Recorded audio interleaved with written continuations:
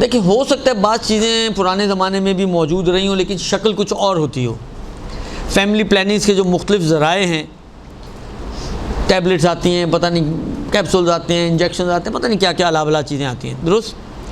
تو آیا یہ ایک مسئلہ ہے، بہت سے لوگ پوچھتے بھی ہیں اور بہت سے لوگوں کے ذہن میں سوال بھی ہے کہ آیا عورت جو ہے وہ ایسی چیزوں کو استعمال کر سکتی ہے کہ جو حاملہ ہونے میں رکاوٹ بنے؟ ایک سوال یہاں پر یہ ہے کہ کیا عورت ایسی چیزیں مثلا خود سے ہی کوئی کیپسول کھا لے یا کوئی کہ مثلا فرض کریں وہ بھی بچہ نہیں چاہتی ہے، حاملہ نہیں ہونا چاہتی ہے، تو وہ کوئی ایسی چیز کھا لے یا کوئی انجیکشن وغیرہ لگوا لے، اب جو چیزیں بھی ہوں، تو کیا یہ عورت کے لیے جائز ہے؟ ایک دوسرا سوال جو یہاں پر اہم ہے وہ یہ ہے کہ آیا کہ شوہر سے اجازت لے کر کرے گی یا بغیر اجازت کے بھی کر سکتی ہے؟ یہ دو چیزیں اہم ہیں اس باب میں. تو جہاں تک پہلے سوال کا تعلق ہے، فرماتے ہیں کہ جی ہاں بالکل جائز ہے، البتہ اس شرط پر کہ یہ اس کے لیے بہت زیادہ نقصان دہ نہ ہو. بعض اوقات ہوتا ہے کہ یہ چیزیں اتنی شدید نقصان کرتی ہیں کہ سامنے والا جو ہے مثلا فرض کریں ہلاکت کے دہانے پہ پہنچ جاتا ہے یا کوئی بڑا نقصان اس کا ہو جاتا ہے.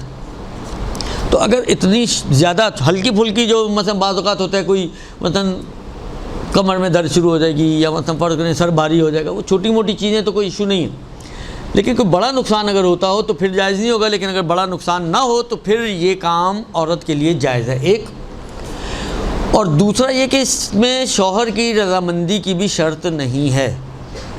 شوہر راضی نہ بھی ہو تب بھی وہ خود سے، کیونکہ دیکھیں جو چیزیں اطاعت کی کے دائرے میں شامل ہیں، میں بیان نہیں کرنا چاہتا ہوں کیونکہ ہماری ماشاءاللہ قوم جو ہے وہ اب پتہ نہیں اس کو کیا مس یوز کہیں گے یا صحیح یوز کہیں گے شریعت کا، مجھے نہیں معلوم کیا کہیں گے، دونوں طرف نظریات موجود ہیں.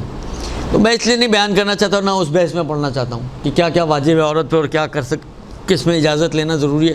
ابھی جو سلسلہ چل رہا ہے اتنا برا نہیں ہے کہ ہم کہیں کہ جی اس کو چینج کرنے کی ضرورت ہے، کہ ہماری خواتین جو ہے وہ بہت ساری چیزوں میں اپنے آپ کو شوہر کی پابند سمجھتی ہیں، درست؟ تو یہ کوئی اتنی بری چیز نہیں ہے، اس لیے میں اس مسئلے کو چھیڑ نہیں رہا ہوں. لیکن کم سے کم یہاں پر اس مسئلے میں آقا فرماتے ہیں کہ نہیں، شوہر سے اجازت لینا بھی ضروری نہیں ہے، بلکہ حتیٰ شوہر اگر راضی نہ بھی ہو تب بھی وہ یہ کام کر سکتی ہے.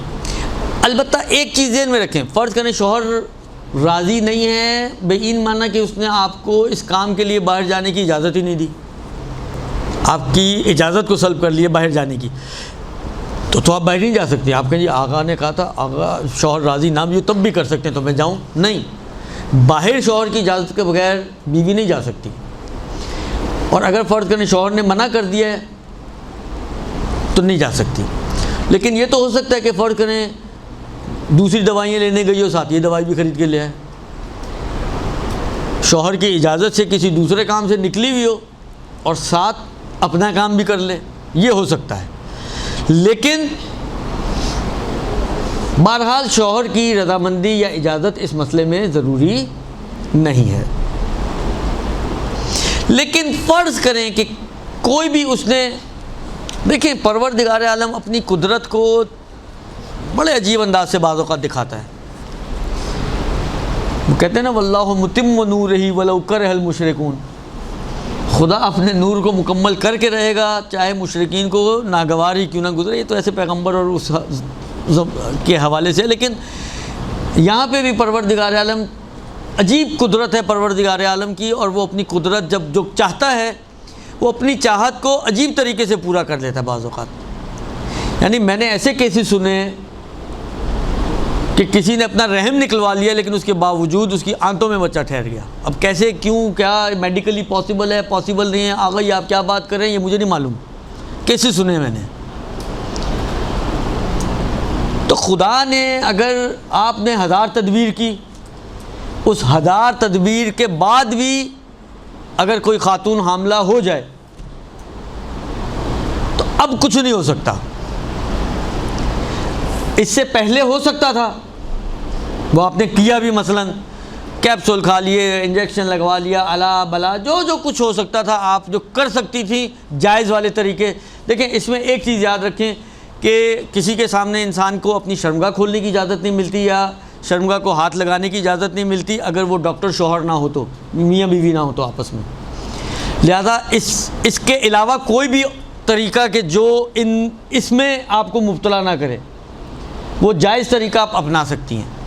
آپ نے ہر ممکنہ جائز طریقہ اپنا لیا اور حمل ٹھہر گیا، تو حمل ٹھہرنے کے بعد اب آپ دل مانتا ہو، آپ کا دل نہ مانتا ہو، آپ کو چاہیے تھا، آپ کو نہ چاہیے تھا، لیکن بالآخر خدا کا ارادہ تھا، تو اب اس بچے کو آپ سقط جنین نہیں کیا جا سکتا. حرام ہے، قتل ہے، اور اس کی دیت واجب ہے. اب اس کی دیت کے الگ پیمانے ہیں، کس وقت کتنی دیت ہے وہ میں ایک دفعہ پہلے کسی درس میں بیان کر چکا ہوں، وہ میں ابھی ریپیٹ نہیں کر رہا. نہ میں دیکھ کر آیا ہوں، نہ میں لکھ کے لایا ہوں، اور مجھے یاد بھی نہیں ہے اس وقت، سچی بات یہ ہے. تو اس لیے وہ ابھی نہ پوچھیے گا مجھ سے اور نہ مجھے یاد ہے.